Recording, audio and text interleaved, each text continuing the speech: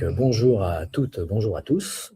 Je suis Zachary Nico, je suis ravi de faire cette présentation ici aujourd'hui. Pour me présenter rapidement, je suis un jeune psychologue qui a été formé à l'Université de Lorraine et je vais essayer. Je vais donc vous présenter ou représenter pour certains les résultats issus de l'étude qu'on a mise en place dans le cadre de mon mémoire il y a 2 ans de ça. Donc, peut-être pour commencer, je vous proposais de poser un contexte un petit peu général pour un petit peu mieux situer cette étude. Depuis plusieurs décennies déjà, un ensemble de travaux qui soient issus de la psychologie clinique, de la psychopathologie ou du champ de recherche sur la conscience convergent vers une même idée qui serait celle que l'expérience, dite exceptionnelle, que je simplifierai en EXU à l'oral pour gagner un petit peu de temps, ne peuvent être comprises indépendamment des états de conscience dans lesquels elles émergent. Il y a un certain nombre d'auteurs qui, comment dirais-je, ont ainsi montré que ces expériences tendent à s'inscrire dans des configurations qui seraient spécifiques, distinctes de l'état de veille ordinaire. De ce fait, l'expérience exceptionnelle constituerait moins en soi des anomalies psychiques que des expressions particulières de la plasticité de la conscience. Dans cette perspective, les expériences exceptionnelles cessent d'être envisagées uniquement comme des phénomènes qui seraient marginaux ou pathologiques pour être pensés comme des variations de l'expérience humaine ordinaire, susceptibles de survenir dans des contextes très divers. C'est ce qui est d'ailleurs confirmé avec les données épidémiologiques. Une proportion importante de la population rapporte avoir vécu au moins une fois dans sa vie une expérience exceptionnelle, parfois en dehors de tout contexte de soins ou de souffrance psychique marquée.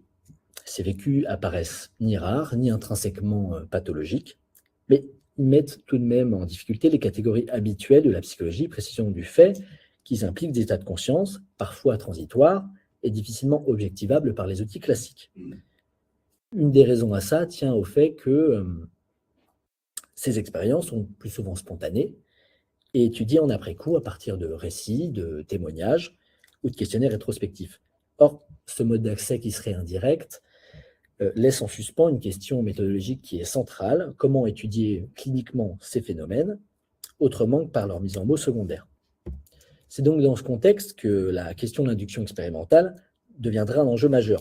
Il y a un ensemble de dispositifs qui ont été explorés dans cette perspective, qu'ils reposent sur des médiations qui soient humaines, techniques ou bien hybrides. Parmi eux, et celle qu'on va présenter aussi aujourd'hui, la photoneurostimulation nous apparaît comme une hypothèse de travail qui serait assez intéressante, puisqu'elle est susceptible d'induire un ensemble d'expériences et de modifications perceptives et subjectives, se rapprochant sensiblement des expériences sous-psychédéliques, sans recours à une substance.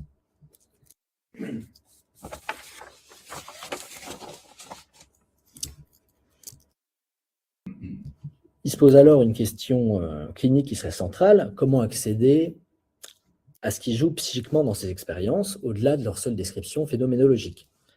Cette question s'engage à plusieurs niveaux. Tout d'abord, celui du dispositif lui-même, ce qu'il induit, la manière dont il le fait. Elle concerne l'expérience vécue par les participants, ce qui se donne à voir, à ressentir, à penser, la façon dont ces vécus s'organisent et se transforment, et enfin, elle soulève une question méthodologique qui serait plus large: avec quels outils et sous quelles conditions ces expériences peuvent-elles devenir psychiquement lisibles? L'enjeu n'est pas seulement de documenter d'expériences qui seraient singulières, mais d'interroger la capacité des outils cliniques existants à en saisir l'effet de ces états de conscience sur le fonctionnement psychique. La question est de savoir s'il est possible de repérer, à partir de certains marqueurs spécifiques, des transformations dans certaines modalités de l'expression de la vie psychique, et ainsi dépasser une phénoménologie purement destructive pour accéder à une description de processus qui serait plus profond.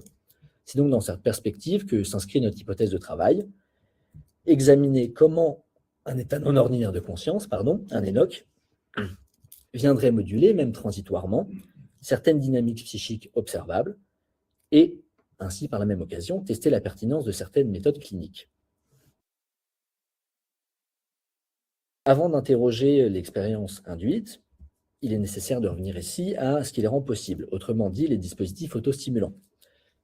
Ces dispositifs, qui sont parfois appelés lampes hypnagogiques ou lampes psychédéliques, sont constitués d'un ensemble de LED et d'halogènes et qui sont conçus pour exposer leur utilisateur à une stimulation lumineuse rythmée. Plus concrètement, en fait, les lampes sont placées face aux participants qui ferment les yeux et elles diffusent une lumière pulsée selon des rythmes précis. Le participant est ainsi installé dans une position confortable, généralement assis ou allongé, et invité à se laisser exposer à vivre l'expérience sans consigne donnée. Dans cette étude, il s'agit de la lampe Lucia numéro 3 que nous avons utilisée, mais il existe un ensemble de dispositifs aujourd'hui sur le marché. On peut citer la Dream Machine, la Roxiva. Ce qu'il y a à retenir, c'est que finalement, toutes ces machines reposent sur un principe commun, une stimulation lumineuse stroboscopique qui est présentée et susceptible de favoriser l'émergence de certains états de la conscience qu'on appelle hypnagogiques. Les effets de la stimulation lumineuse rythmée qu'on peut souvent désigner sous le terme de Flickering Light Stimulation, ou FLS, sont documentés depuis plusieurs décennies déjà. Dès 1929, Hansberger met en évidence que les différentes longueurs d'onde caractérisant l'activité cérébrale peuvent être modifiées et dirigées par l'utilisation d'une lumière clignotante. Le principe fondamental mobilisé par ces dispositifs repose sur un mécanisme de synchronisation des ondes cérébrales. Lorsqu'une lumière vacillante est présentée à une fréquence donnée, l'activité cérébrale va tendre à s'aligner progressivement sur cette fréquence. Chaque bande de fréquence étant classiquement associée à un mode de fonctionnement cérébral caractéristique. C'est en cela que l'intérêt majeur de la FLS réside dans cette possibilité de venir moduler ces rythmes de manière relativement fine et contrôlée. Ces dispositifs ne produisent donc pas un état unique, mais ouvriraient un espace de transition entre différents états de conscience. Le cadre technique étant posé, la question centrale devient alors celle de l'expérience elle-même. Quel type de vécu, ce type de stimulation sont connus pour induire, sont-ils connus d'induire? Les expériences induites par cette technique s'inscrivent dans le champ, je l'ai mentionné, des états hypnagogiques qui sont assez bien renseignés depuis le 20e, notamment par Müller et Maury. Ces états qui correspondent à des moments habituellement de transition entre l'état de veille et l'état de sommeil, ce qui se caractérise par un état de conscience assez instable, une activité imaginaire et visuelle assez intense, une modification du rapport au corps, au temps. Il peut être intéressant de mentionner que ces expériences ne limitent toutefois pas à ces phases d'endormissement. Elles peuvent être induites en état de veille par différents dispositifs, que ce soit l'hypnose, les Ganzfeld, les lampes. On tendra alors à parler un petit peu plus volontiers de phénomènes hypnagoïdes. D'un point de vue phénoménologique, la neurophotostimulation s'accompagne d'une modification plus globale de l'état de conscience. L'ensemble de ces effets contribue à installer un état intermédiaire, fluctuant, qui se situerait entre l'état de veille et de rêverie. Sur le plan visuel, deux grandes formes de phénomènes sont classiquement rapportées. Tout d'abord, ce qu'on appelle les hallucinations orthoptiques, ou simples, qui se caractérisent par des formes géométriques colorées, des motifs répétitifs, des spirales, des toiles, des damiers, et souvent animées par une dynamique de mouvement. Et à l'inverse, un phénomène assez intéressant, c'est que certaines de ces expériences donnent lieu à voir à des visions beaucoup plus complexes, beaucoup plus réalistes, des images détaillées d'objets, des visages, des paysages, des scènes élaborées, ce qu'on qualifiera d'hallucination eidétique. C'est principalement la richesse globale de l'expérience subjective, les images produites et certaines caractéristiques phénoménologiques centrales dans cette expérience qui rapprochent ces vécus induits à ceux rapportés sous psychédéliques.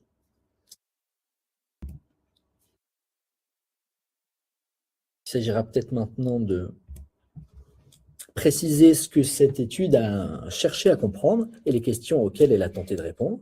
On peut donc dégager deux objectifs qui seraient principaux.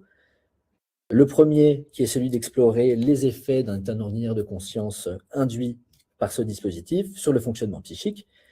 Pour cela, on a utilisé le Rorschach, non pas comme outil diagnostique, mais comme méthode permettant d'observer différentes modalités de la vie psychique à partir d'une situation qui serait standardisée et d'un ensemble de marqueurs connus.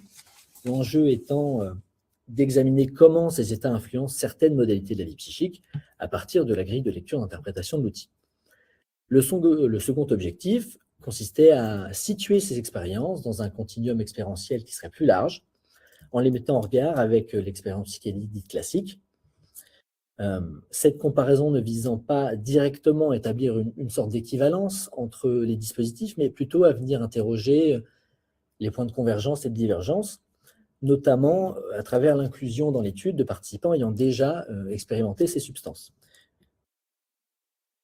Peut-être pour dire quelques mots sur le protocole et nos participants, qui étaient donc au nombre de 6, 5 femmes, 1 homme. Comme je viens de le mentionner, le second critère de recrutement était de recruter des participants qui étaient psychonautes. Donc on a pu dégager différents profils en se basant sur le nombre de substances consommées, leur fréquence. On obtient donc dans notre échantillon 2 profils non consommateurs, un débutant, 2 intermédiaires et un expérimenté. Au niveau du protocole, assez rapidement, ça s'est découpé en 5 grandes étapes. Un entretien préliminaire, la phase de familiarisation, pendant une brève exposition de 5 minutes pour permettre aux participants de rencontrer un petit peu le dispositif et de soulever un petit peu les appréhensions qui pouvaient être initiales. Suite à cela, une session d'exposition de 32 minutes. On reviendra peut-être un petit peu en détail sur le détail du programme qui a été utilisé. Immédiatement après l'exposition à la lampe, nous sommes donc à l'étape 4, chaque participant a donc effectué une passation du test de Rorschach. L'idée derrière cette transition immédiate était d'essayer de mesurer, de capturer ce en quoi cet état de conscience pouvait influencer les réponses au test. Et enfin, après un temps de pause, nous avons donc effectué un entretien microphénologique. Pour passer rapidement sur les outils qui ont été utilisés, le test de Rorschach, évidemment, dans sa configuration classique, au niveau des consignes, de la procédure d'enquête, la cotation. La seule exception étant qu'on n'a pas réalisé l'épreuve des choix et celle des branches préférées. L'entretien microphénologique. Je vais peut-être passer rapidement sur ce point, mais l'idée étant de prendre ce temps avec les participants et de débuter l'entretien au moment où les invités se remérer le moment où ils se sont assis en fait, face à la lampe. Et l'idée a été de travailler à partir de fragments, en fait, les grandes visions, les grandes sensations qui ont pu ponctuer leur expérience.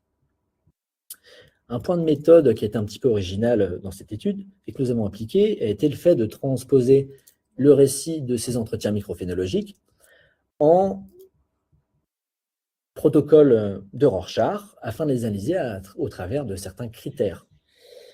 Voici à peu près à quoi ça ressemblait. Il s'agissait alors ici de fournir une analyse détaillée du récit hallucinatoire des participants à travers les critères habituels du Rorschach, la couleur, la forme, l'estompage, le mouvement. L'ajout des critères qualitatifs permet, quant à lui, de venir étudier un petit peu plus en profondeur la dimension subjective et projective de l'expérience. J'ai pu mentionner le programme utilisé. On a donc utilisé un programme original qui a été nommé Nostromo et qui a été conçu pour faire varier progressivement les fréquences lumineuses, le principe étant d'alterner autour de 3 et 10 Hz, qui sont des fréquences autour desquelles on arrive à dégager certains marqueurs dans l'expérience. Le programme est construit, comme on peut le voir sur le tracé ici, comme une succession de montées et de descentes de fréquences avec des transitions lissées, ce qui permet à la fois d'exposer le participant à différents régimes expérientiels et limiter l'habituation et le risque d'endormissement. Nous allons maintenant entrer dans le cœur du sujet, dans les vécus rapportés par les participants à la suite de l'exposition. De manière générale, tous les participants ont décrit un état de relaxation et de relâchement à la suite de l'exposition sous la lampe. une seule participante rapporte un vécu comportant une dimension anxiogène, mais qui était circonscrite à un moment précis d'expérience. L'ensemble des récits ont fait apparaître des références spontanées à la vie personnelle, et chez les participants ayant déjà expérimenté les substances psychédéliques, des comparaisons explicites avec ces expériences antérieures. Sur le plan perceptif, comme il est affiché ici, un ensemble de motifs nous sont venus. L'apparition conjointe de visions simples et complexes chez tous les participants, une certaine récurrence dans les formes dites simples. Mais le point qui a été intéressant, c'est que dans les visions dites complexes, on a pu observer un certain nombre de contenus revenant assez fréquemment, qu'on a associés aux banalités qui sont connues dans le Rorschach, ces grandes formes qui sont à peu près globalement partagées par l'ensemble de la population. Sous la lampe, en l'occurrence, ça a pu être des visages, des papillons, des contenus humains. Les contenus font référence autant au monde du vivant qu'à l'inanimé. Certaines visions sont assez complexes puisqu'elles intègrent des doubles ou des triples contenus qui témoignent à la fois d'une grande clarté d'un point de vue visuel et parfois d'un glissement imaginaire un petit peu plus marqué. L'expérience se réduit toutefois pas au registre visuel. Sur le plan auditif, la moitié des participants a apporté des hallucinations auditives, allant de sons naturels, les bruits de la mer, à des chants d'oiseaux, l'impression d'entendre des conversations. Une autre modalité étant massivement présente étaient les éprouvés corporels. 5 participants sur 6 ont pu décrire différentes sensations, des impressions de flottement, de plongée, de chute, parfois accompagnées de variations thermiques, des fourmillements, des chatouilles, la sensation de sentir le vent sur son visage. Enfin, un tiers des participants ont mentionné une modification dans la perception du temps, généralement vécue comme une accélération du déroulement de la séance.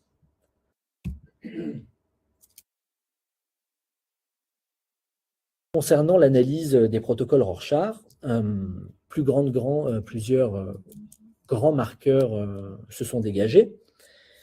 Tout d'abord, du point de vue de la fluidité, chez l'ensemble des participants, on a donc observé un nombre de réponses élevé, largement supérieur aux normes connues au Rorschach, associé à des temps de latence courts, un temps par réponse bas, ce qui signifie ici que les participants sont engagés assez rapidement avec les planches et ont produit de manière soutenue, ce qui pourrait suggérer une associativité qui serait facilitée et une accroche rapide au contenu perceptif et latent des planches. Un second élément qui a été saillant concerne le mode d'appréhension des planches. Les résultats ont ainsi montré une focalisation assez marquée sur ce qu'on appelle les détails rares, et ce de manière assez significative chez les participants, au détriment des réponses globales ou des détails plus courants. Cette sensibilité aux fragments, aux zones qui sont initialement peu investies, semble indiquer une modalité projective qui aurait été plus libre, moins contrainte par les formes habituellement dominantes et davantage tournée vers les contenus latents. Ce qui est aussi important de souligner, c'est que cette ouverture ne s'accompagne pas d'une désorganisation du rapport à la réalité. En fait, la qualité formelle des réponses reste dans l'ensemble globalement très proche des normes, tout comme les indicateurs d'ancrage et d'adaptation à la réalité. Ce qu'on peut en dégager, c'est que les tas hypnagoïdes semblent avoir facilité cette situation projective sans pour autant la déformer excessivement. Un point assez intéressant du point de vue phénoménologique a été que 3/4 des participants ont pu décrire un phénomène assez curieux durant l'expérience, à un moment précis où la lumière devenait soudainement plus intense, envahissante, vécue comme un pic dans le déroulement de la séance. Ces mouvements sont souvent rapportés comme brutaux, parfois décrits en termes d'agression sensorielle, de débordement. Ils ont pu la qualifier de lumière aveuglante, très forte, surchargée, tandis que d'autres évoquent un vécu un petit peu plus ambigu, qui oscillerait entre une forme de fascination et de sidération. À l'instar du Rorschach, où il y a cette notion de choc, on a décidé d'introduire la notion de choc-lumière dans la cotation et qui permet de venir rendre compte de cette stupeur affective ou associative du phénomène. Sur le plan phénoménologique, on observe que ce choc vient marquer une rupture dans la continuité de l'expérience, soit par une suspension de l'imagerie habituelle, soit par un glissement vers des pensées intrusives ou difficilement contrôlables. cliniquement, on pourrait entendre ce phénomène comme l'effet d'un stimulus qui serait perturbateur, sollicitant fortement les ressources psychiques du sujet. Et c'est en ça que la lumière semble alors mobiliser des réactions qui sont proches de celles d'un mécanisme de fuite, tant sur le plan cognitif qu'émotionnel, avec une dissociation partielle, une mise à distance des images, ou encore un recentrage sur des pensées extérieures qui seraient extérieures à l'expérience elle-même.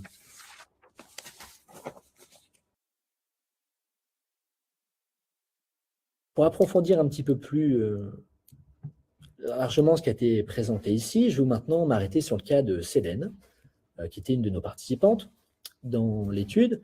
Célène se distingue nettement par la richesse et la densité de son expérience.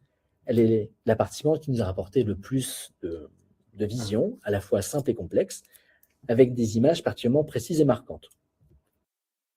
Ce que je vais proposer maintenant pour rendre cette communication un petit peu plus ludique et imagée, c'est de rendre le récit un petit peu plus incarné. Pour ça, j'ai utilisé une intelligence artificielle afin de mettre en image différentes scènes ou visions qui ont été décrites par Célène lors des entretiens. Vous voilà donc. Est-ce que ça fonctionne? Oui. À la place de Célène.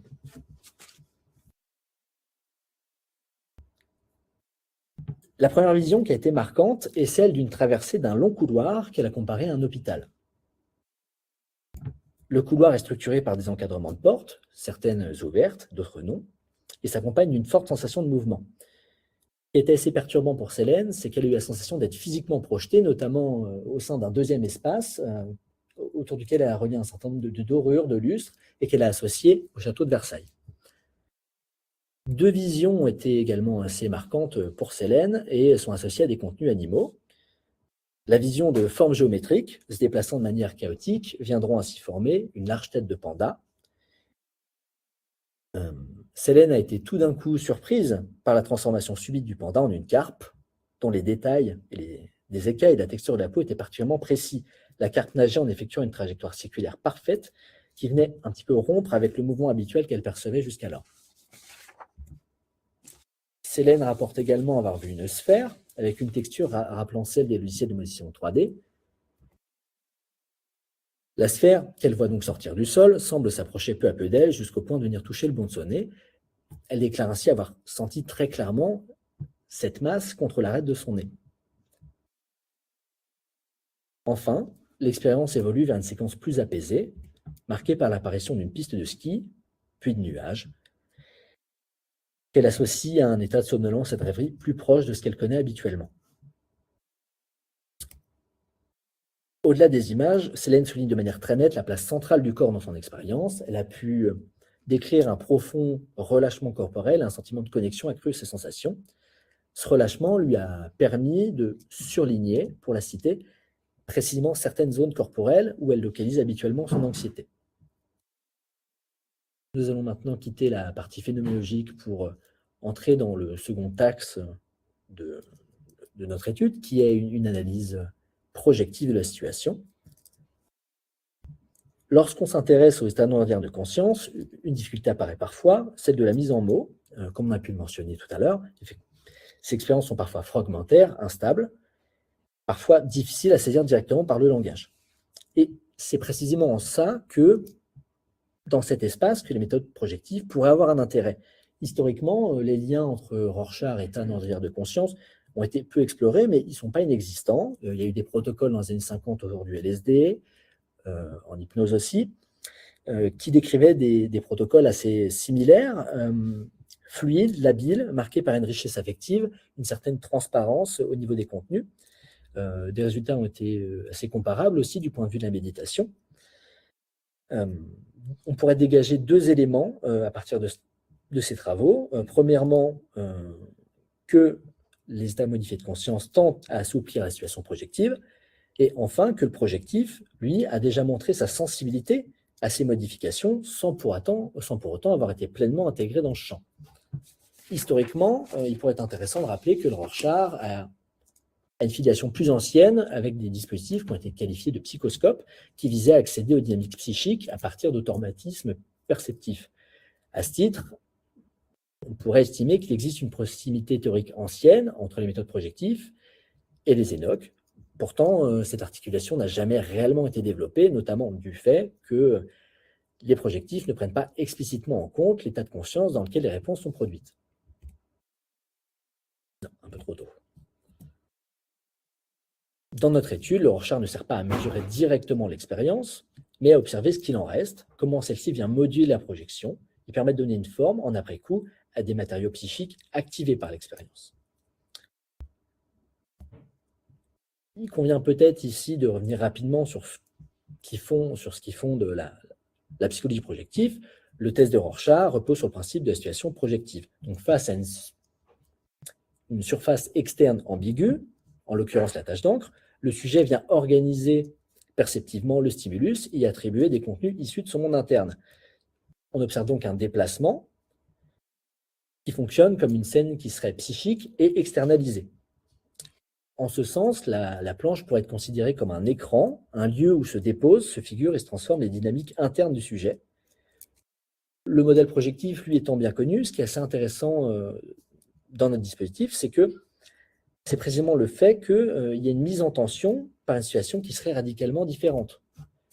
Sous la lampe, le sujet a les paupières closes, il n'y a pas de support perspective structuré, pas de surface externe qui sollicite l'individu, et pourtant des images apparaissent.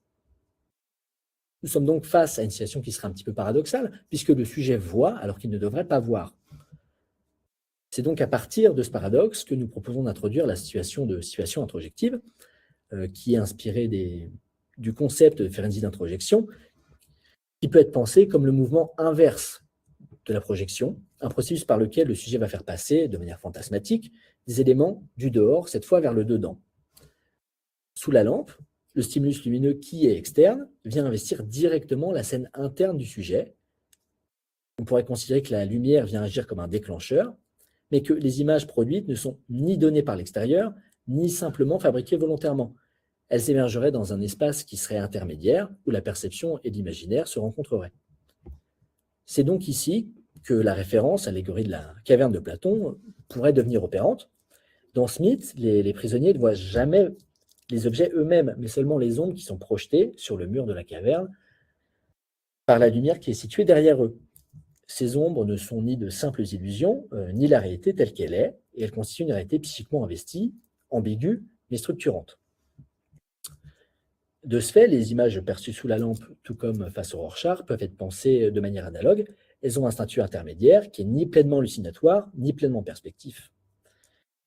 Dans les deux cas, il s'agit avant tout d'une scène où se rejoue le rapport du sujet aux images, à la réalité et à sa propre activité psychique.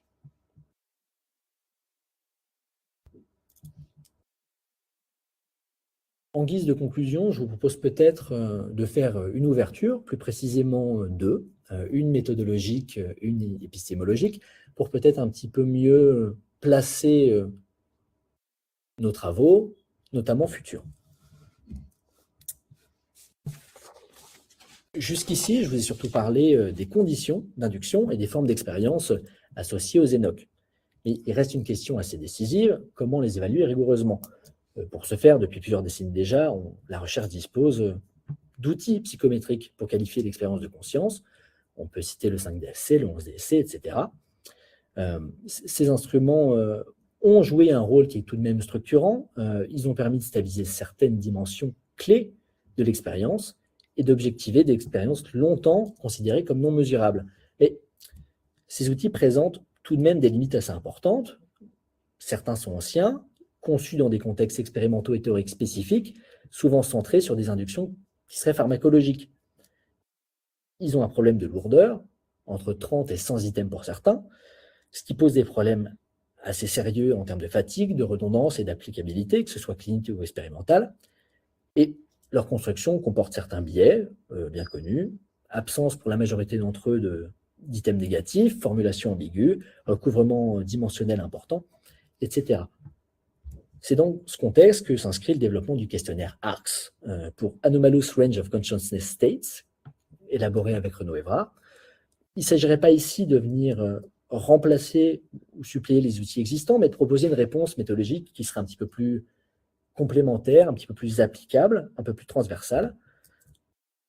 ARCS repose sur 16 items, organisés autour de 8 dimensions centrales de l'expérience. Ces dimensions étant largement documentées aujourd'hui dans la littérature sur la conscience, et nous semblait être la direction à suivre pour rendre compte d'une expérience dans sa globalité. L'objectif serait double. D'une part, qualifier dans son ensemble, à partir de grands marqueurs, l'état de conscience lui-même, ou tout du moins l'expérience, indépendamment du mode d'induction. Et d'autre part, disposer d'un outil qui serait suffisamment souple et léger pour être modélisable dans des contextes variés. ARCS est donc pensé comme un outil qui est en construction, ouvert à la validation et surtout à la discussion. Si certains ou certaines d'entre vous souhaitent contribuer à son élaboration, à sa validation, je vous invite très volontiers à nous contacter, soit à l'issue de cette présentation, soit avec le contact que je laisserai à la fin du PowerPoint. Enfin, pour conclure cette présentation, j'aimerais peut-être ouvrir une dernière piste qui prolongerait les résultats présentés au-delà du seul dispositif qui était étudié, avec la notion de cyberdélisme. Le cyberdélisme, qu'est-ce que c'est? C'est un concept qui a été développé par Timothy Leary de 87 à 95, qui est la contraction entre la cybernétique et le psychédélisme, et qui pourrait être entendu comme l'ensemble des dispositifs technologiques visant à induire des états de conscience analogues à ceux produits par les psychédéliques sans recours à des substances.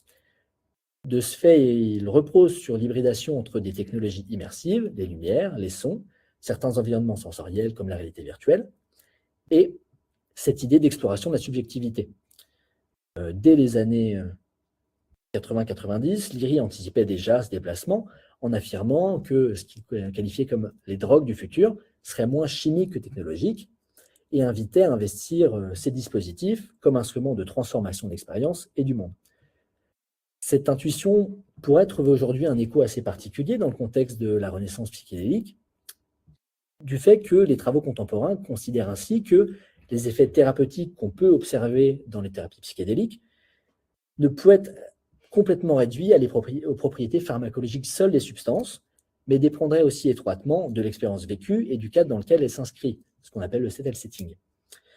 Les substances apparaîtraient alors comme des facilitateurs d'état qui seraient intégrés à un dispositif plus large qui associerait l'induction, l'accompagnement et l'intégration des différentes configurations d'expérience. C'est dans cette perspective que les dispositifs technologiques, et en particulier ce qu'on peut nommer comme la stimulation audiovisuelle, qui serait l'hybridation entre une stimulation lumineuse et des éléments de psychosoniques, donc sonores, pourraient être envisagés comme des médiateurs d'expérience, capables de produire certains états comparables sur le plan phénoménologique. Le cyberdélisme ne constitue évidemment pas un courant théorique unifié, ni un modèle thérapeutique. Il s'agirait plutôt d'un champ interdisciplinaire qui est encore en gestation, peu documenté notamment en France. Mentionner cette notion permet avant tout de situer ce travail dans une dynamique qui serait plus large, et avec cette idée d'un déplacement du psychédélisme, de la substance vers un régime d'expérience, et d'ouvrir la voie à une réflexion clinique rigoureuse sur les conditions d'induction des états ordinaires de conscience et d'expériences exceptionnelles. C'était donc les derniers mots de ma présentation. Je vous remercie pour votre attention.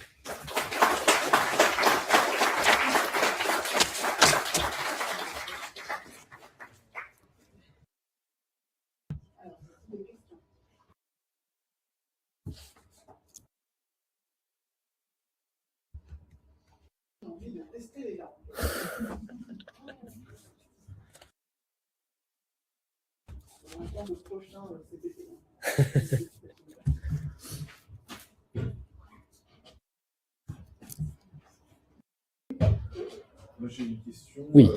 concernant le programme que vous affichez tout à l'heure, Oui. sur les variations de fréquence. Oui. Est-ce qu'il y a des réflexions sur potentiellement des modifications dans ce protocole-là, qui peut-être est déjà dans la littérature et des tests, d'autres protocoles qui ont été testés? Est-ce que on observe des liens entre certaines variations de fréquence et certains types d'expériences? Est-ce que c'est des choses qui ont été un peu... Alors, c'est une très bonne question et le problème, en fait, se situe là. C'est qu'effectivement, on a pu observer certains marqueurs. J'ai pu l'indiquer sur le PowerPoint. Autour de 3 Hz, on observe quand même un nombre assez élevé de visions complexes. Il y a un vécu qui serait plus intense autour de 10 Hz, sauf que le grand souci, si je peux le qualifier comme ça avec la photostimulation, c'est qu'il y a un champ des possibles qui est absolument énorme et qui a tellement de paramètres possiblement modifiables en termes de luminosité, en termes de fréquence, en termes de transition, qui font qu'on manque encore à l'heure actuelle de vrais marqueurs pour pouvoir un petit peu avoir cette perspective-là, effectivement.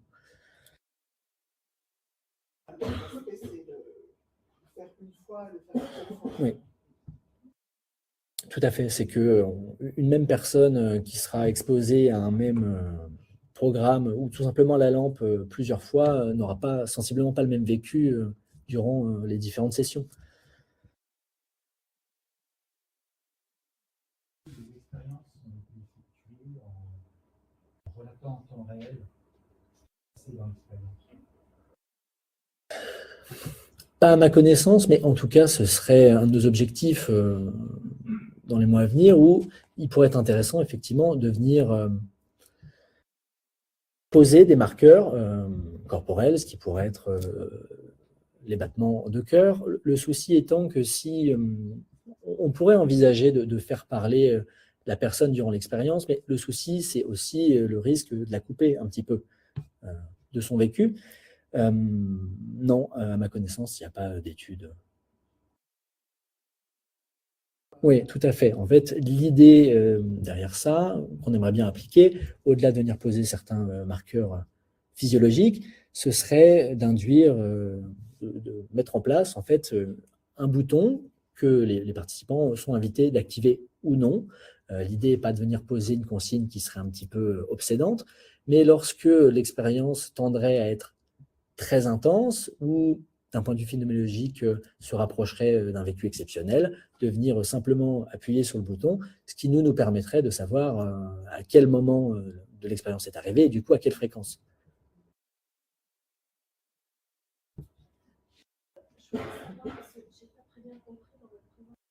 Oui.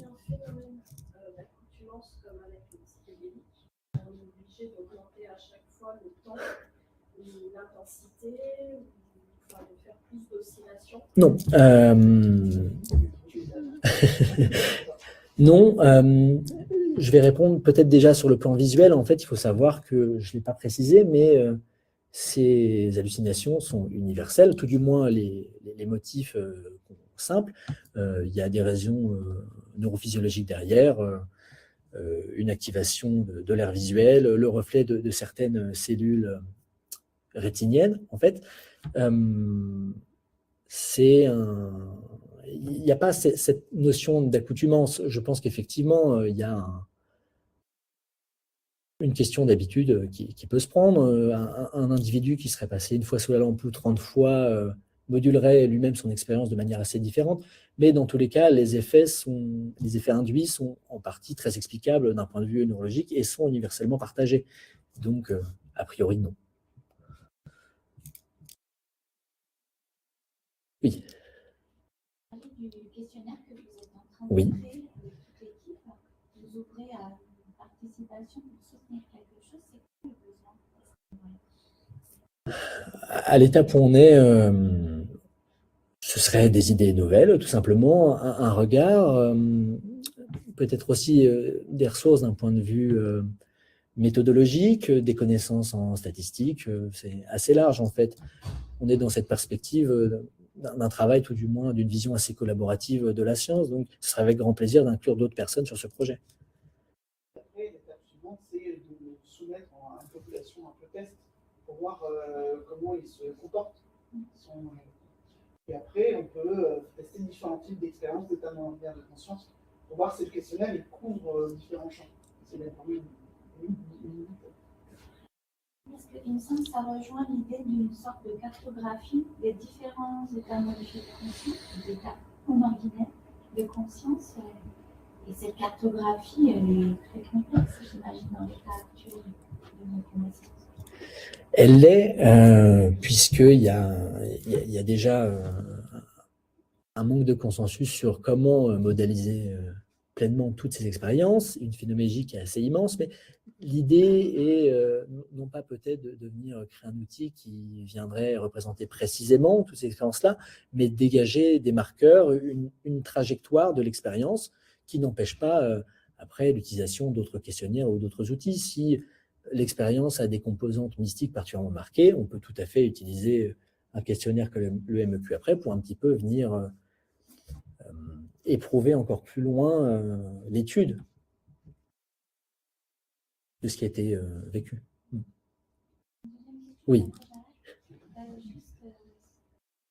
Comment les personnes qui ont vécu cette expérience dans le cadre de votre recherche, comment ils ont vécu l'après-coup, qu'est-ce que ça a pu leur apporter C'est une question intéressante. Il y a eu, on va dire, une des limites principales de l'étude est que comme ça a été réalisé en master, on ne pouvait pas forcément envisager un suivi longitudinal qui serait très long. Il y a eu une seule séance d'exposition, ce qui est assez dommage. Il y a eu la possibilité a été laissée aux participants de s'exprimer, de rester en contact après, de savoir comment les choses évoluaient pour eux. J'ai eu à ma connaissance des retours que d'une seule participante. Pendant quelque temps, ses rêves lui paraissaient plus colorés, plus détaillés. Il y a eu un sentiment de relaxation assez diffus pendant les jours qui ont suivi en fait, ce temps d'exposition-là. Mais c'est évidemment quelque chose qu'il faudrait étudier plus largement.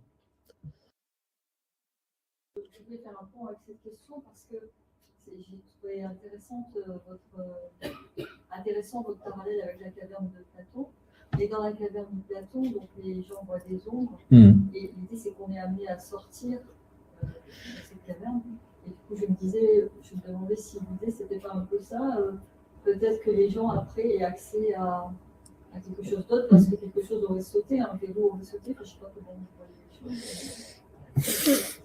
choses. On a déjà une thèse qui a été amorcée avant d'Alexandre Batissou sur l'utilisation de l'élan, et ça peut induire des écrans exceptionnels, donc des sorteurs du corps, des souvenirs de vie antérieure. Dans le livre qu'on a présenté hier, on a un chapitre qui est justement une expérience de souvenirs de vie antérieure induite par la langue. Donc c'est aussi cet aspect-là qui va des nécrophanies également.